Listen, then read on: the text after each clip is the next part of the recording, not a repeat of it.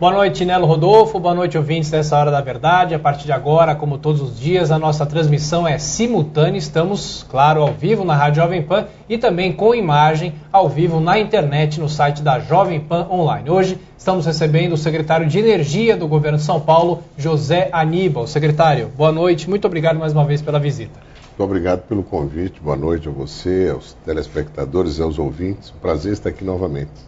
Bom, secretário, muita gente está nos acompanhando e vem percebendo a alta do álcool, né? E aqui em São Paulo nós temos uma grande produção de cana-de-açúcar, Ribeirão Preto, interior de São Paulo. O que acontece, hein, secretário? Existe uma perspectiva dessa situação amenizar um pouco? O que vem acontecendo, secretário? O que vem acontecendo é que nós tivemos 2 anos, praticamente 3, 2008, 2009, 2010, em que a expansão da área cultivada foi muito pequena. Então, a área cultivada com pouca expansão, maior quantidade de carros, flex fuel, que álcool e gasolina, não é? A demanda crescente e resultou de uma dificuldade de oferta adequada para o mercado. E aí o preço sobe. Sobe o preço, rompe aquela relação em que ele é compensador, em que ele é remunerador, digamos assim, para o usuário, adquirir álcool a 70% do valor da gasolina. Acima disso, é melhor fazer a opção por gasolina. O que, sob todos os pontos de vista, não é bom. A gasolina polui mais, não é? Você tem problemas maiores de emissões, etc. O que precisa fazer é estimular o setor a investir mais. O setor se reorganizou muito nesses 2, 3 últimos anos, mas com muita perda de usinas para grupos estrangeiros, que descobriram no etanol brasileiro, né, um combustível de sustentabilidade, um combustível que pode ser exportado, enfim, uma commodity mundial, não é? Um energético, né, mundial. E investiram forte, mas não expandiram a produção de forma adequada. Hoje mesmo eu tive reunião com o pessoal da Única, que congrega boa parte dos fabricantes, das usinas de açúcar e de álcool, e também com o pessoal que está mais envolvido com a cogeração de energia, com o bagaço de cana e com a palha de cana, que é um grande programa que o governador Geraldo Alckmin, o governo de São Paulo, está incentivando, que é uma energia verde, renovável. Mas no que se refere ao álcool, a preocupação não é pequena. Tem que haver um esforço. A Petrobras, inclusive, está investindo no setor, mas está investindo em aquisição de empresas já existentes, não é implantação de novas empresas. O que teria que se fazer é que nas empresas já existentes tem que crescer a produção, porque uma oferta que não é suficiente em função da demanda existente acaba levando o preço a uma situação em que o consumidor, muito corretamente, opta pela gasolina, do ponto de vista do dispêndio, do gasto. Mas do ponto de vista de sustentabilidade, de meio ambiente e do ponto de vista, inclusive, de um programa que a gente quer que seja cada vez mais vitorioso, que é o programa do álcool, né, não é bom. Secretário, o repórter Marcelo Matos também participa da nossa conversa e tem perguntas para o senhor também. Boa noite, secretário, Marcelo. Muito boa noite aos ouvintes internautas da Jovem Pan. Secretário, ainda nessa linha do etanol, o senhor acha que falta ao governo federal uma postura mais firme? Muito se fala em estoque regulador e também dessa, que muitas vezes é vantajoso fazer açúcar, e sempre é vantajoso, no mercado internacional absorve muito mais lucro, é muito maior, né, para os usineiros. Está faltando justamente o governo federal, uma intervenção nesse sentido? Olha, você disse bem, até bom para a informação. O Brasil hoje supre 50% da demanda mundial de açúcar. Nós exportamos por São Paulo, ano passado, 17 milhões de toneladas de açúcar. Então, claro, o preço do açúcar é bom no mercado internacional. Na hora de fazer o mix açúcar-etanol, açúcar-álcool, pode haver uma tendência do usineiro a privilegiar a produção de açúcar. Precisa de mais regulação no setor, você disse bem. Regulação e fiscalização. Isso é uma competência do governo federal. Regulação não é atrapalhação, não. Regulação é estabelecer as regras, não é?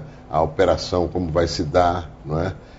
Enfim, é criar um marco regulatório que orienta bem os investidores, as empresas, não é?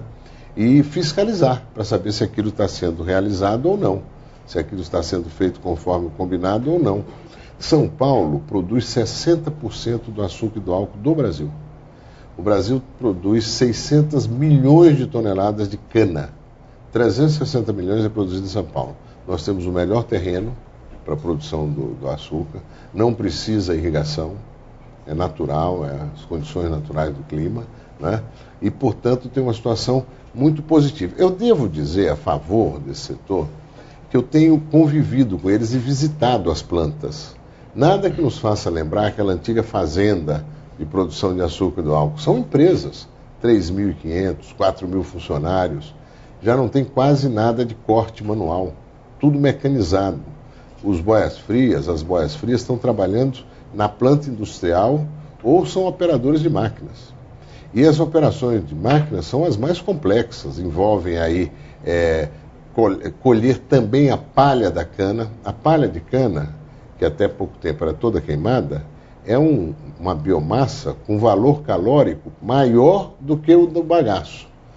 Mais uma vez, para o telespectador e ouvinte, o que acontece com a cana? O que acontecia secularmente? Você pega a cana, moe, tira o caldo você faz açúcar, álcool e um pouco de pinga, que ninguém é de ferro. Mas o que você fazia com o bagaço? Jogava fora. Com a palha, queimava. O caldo, hoje se sabe, é 1/3 da cana. O bagaço é outro terço, a palha é outro terço. Ainda tem aí um pouquinho do vinhoto, que é um líquido, que agora já estão refinando. 95% dele vira água e 5% é adubo. Então o aproveitamento da cana hoje é completo. O bagaço de cana já é usado para gerar energia. Aquilo queima numa caldeira, cria vapor, o vapor gira uma turbina, energia. Agora está se queimando também, começa a se queimar a palha. Há investimentos, há pesquisa, não é um setor atrasado, é um setor moderno, competitivo, né? Mas tem que investir mais e tem que expandir mais a produção para corresponder à demanda do mercado interno e até para almejar ter uma posição de exportação do etanol significativa do ponto de vista do mercado mundial.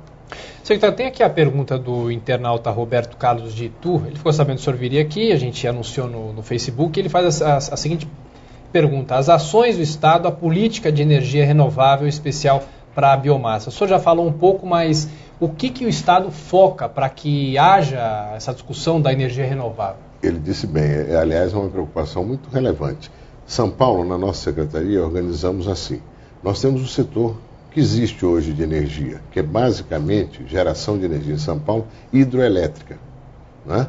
As hidroelétricas São Paulo, a própria CESP, que é uma empresa estatal, pública, ela gera 7.000 megawatts de energia com hidroeletricidade, água, Ilha Solteira, Porto Primavera, enfim, algumas usinas, Jupiá, que são realmente muito importantes.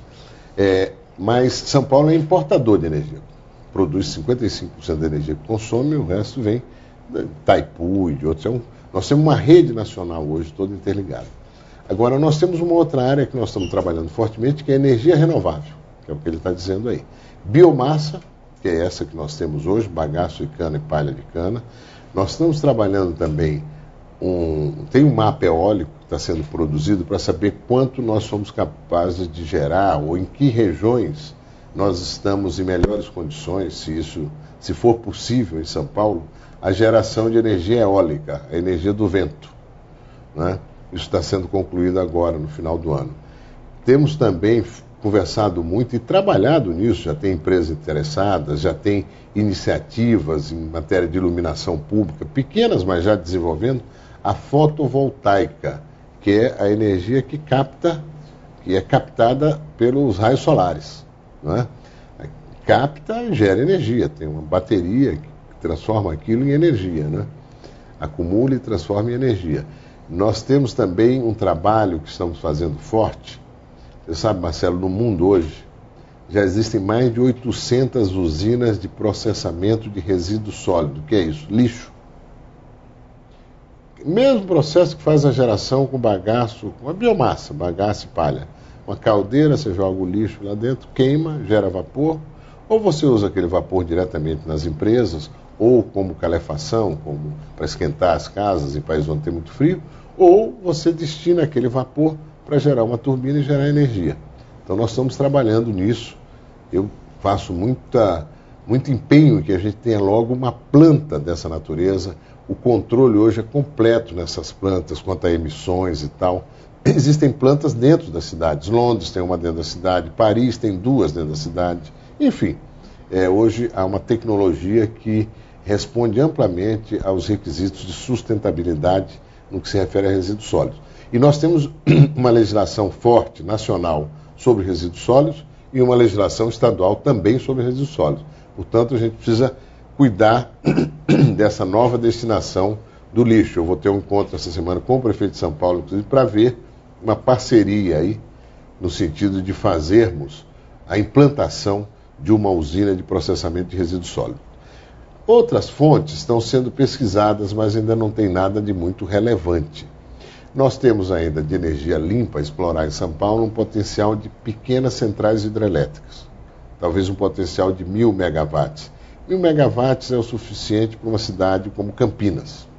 Não é? Ilumina uma cidade como Campinas, que é bastante energia. Mas, enfim, então nós temos a energia tradicional, nós temos as renováveis, nós estamos trabalhando forte, e nós temos também o petróleo e gás. As perspectivas com relação ao petróleo e gás na Bacia de Santos são muito significativas. Nós recebemos o presidente da Petrobras semana passada, o governador Geraldo Alckmin e eu, também com a presidente da Gaspetro. Há muito gás saindo de lá, entrando ali para o Caraguatatuba, indo para Taubaté, que poderá ser usado. Há uma perspectiva de que a Bacia de Santos, em 2020, produza 40% do petróleo do Brasil, né? O que é muito expressivo. E há também todo um conjunto de oportunidades que se abrem para São Paulo em matéria de formação de recursos humanos. Petrobras, essa implantação, exige muita gente qualificada. Olha, muita gente, milhares e milhares de pessoas para trabalharem nas plataformas.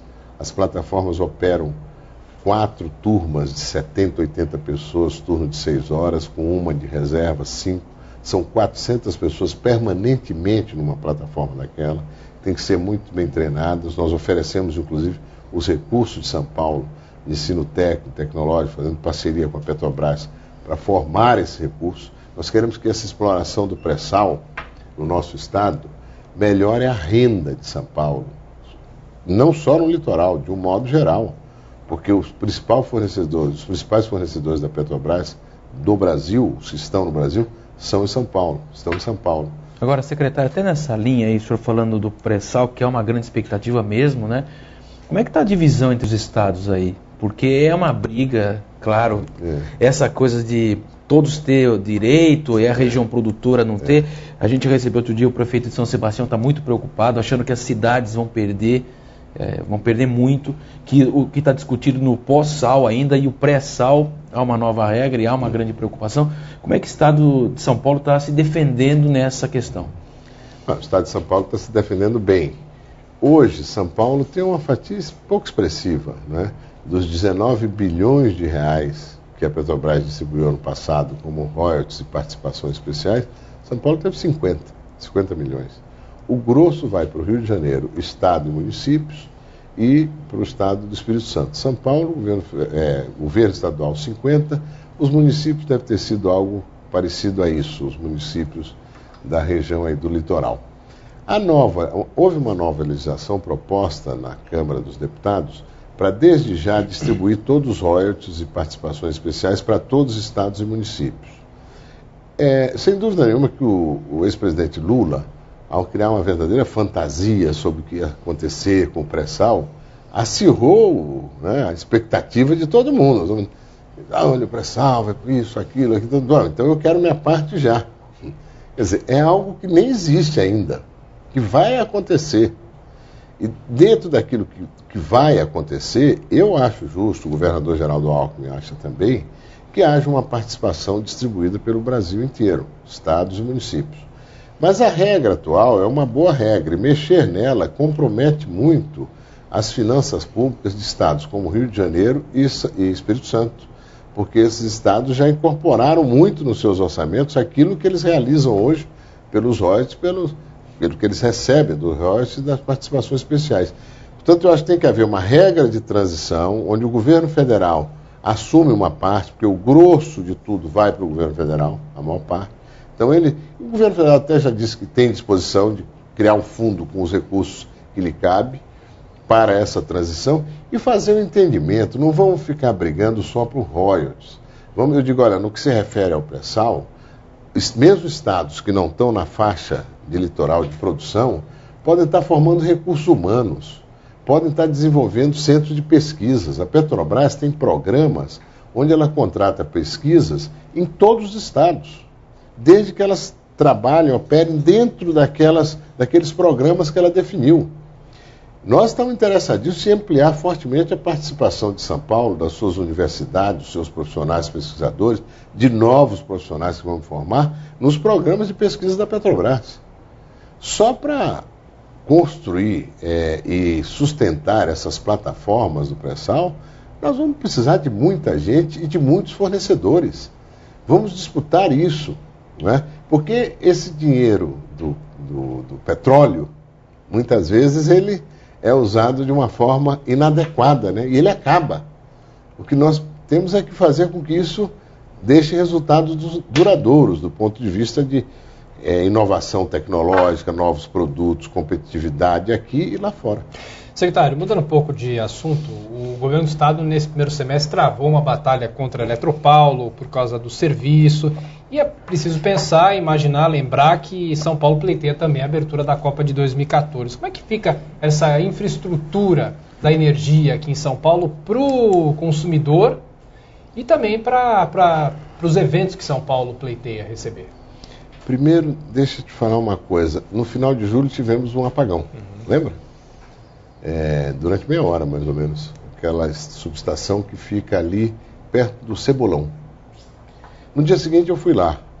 Por que desligou a subestação? Porque lá um relézinho apontou que tinha algum problema e derrubou um transformador, outro transformador e outro transformador. 1.200 megawatts. A energia interrompeu 600 mil pessoas, parou até metrô, na hora que as pessoas estavam voltando para casa. Desastroso. Eu perguntei, escuta, quantas subestações tem em São Paulo? Não são 16? São. Subestação é onde chega energia. Ela é gerada em algum lugar e chega através do sistema de transmissão. Transmite de onde é gerado para onde vai ser consumido, cidade de São Paulo. 16 subestações, como essa que pifou. Por que quando pifa uma, não distribui para as outras? Porque todas operam com folga. Porque elas não são interligadas. Sabe o que é isso? Falta de investimento. É impressionante. Nós tivemos 2 apagões este ano porque nós não temos a conexão entre as subestações. O que aconteceria se tivesse a conexão? Aperta um botão, aquilo que aquela subestação deixou de fornecer, 2, 3 outras absorve e acabou. 15 segundos, 20 segundos. Por que não fizeram esse investimento? Falta fiscalização.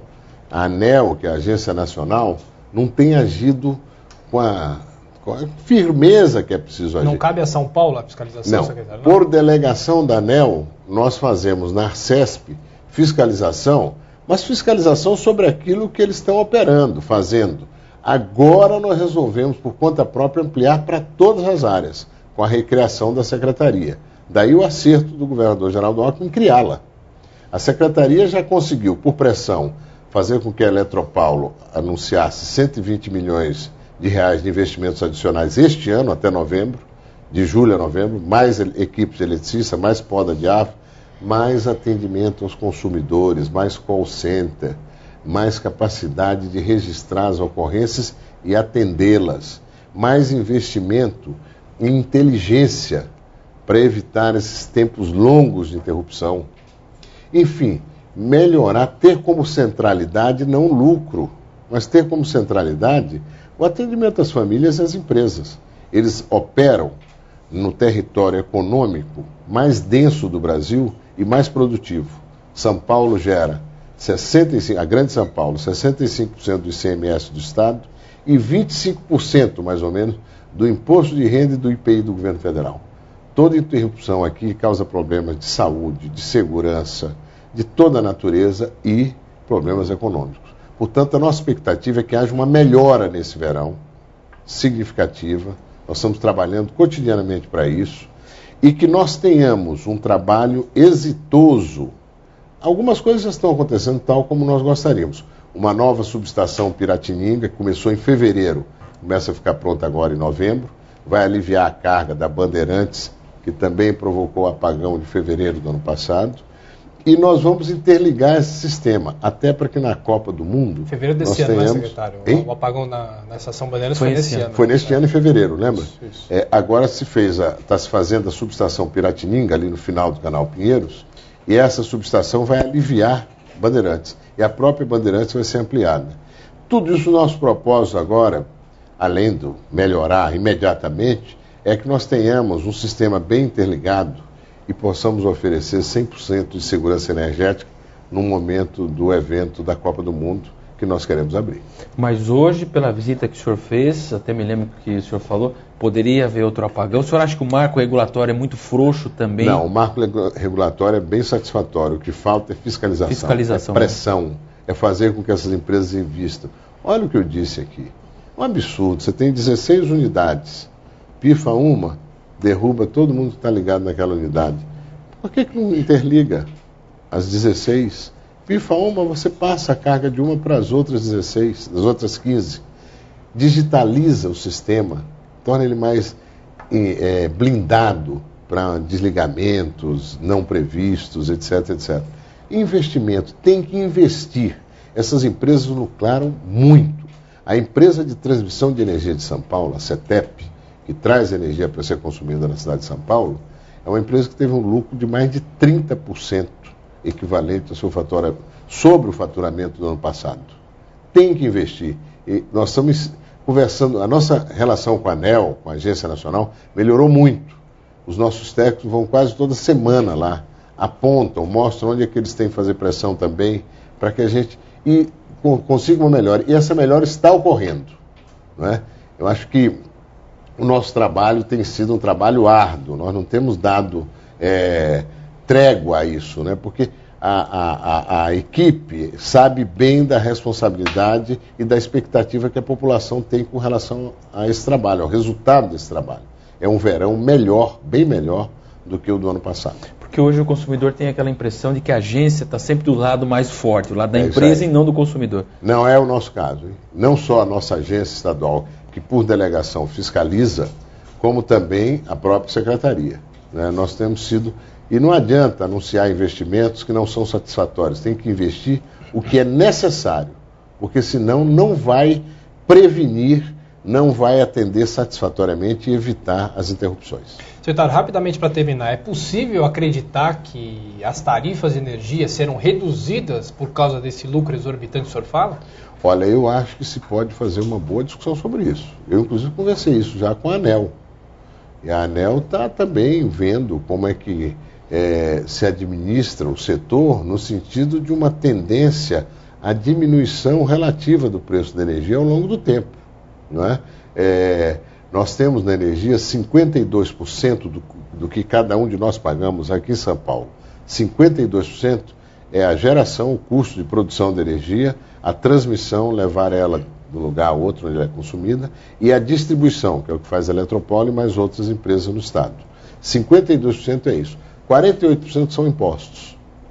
23% em média é o ICMS.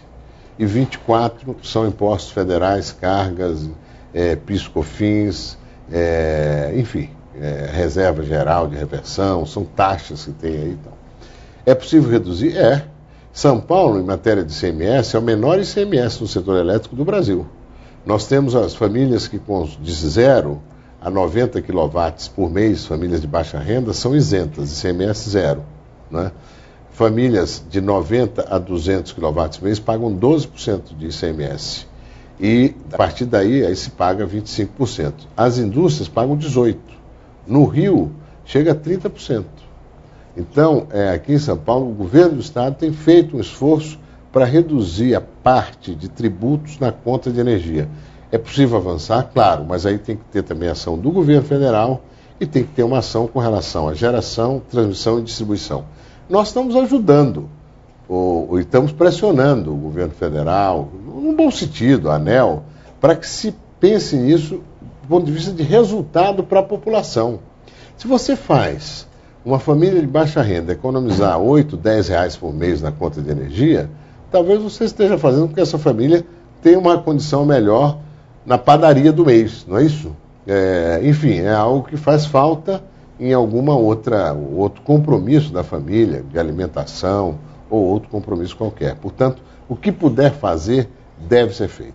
Secretário José Aníbal, olha, mais uma vez, muito obrigado pela visita aqui aos estúdios da Jovem Pan e fica um convite, uma próxima entrevista. Obrigado, boa noite. Muito obrigado, boa noite a você, aos seus ouvintes e até uma próxima oportunidade.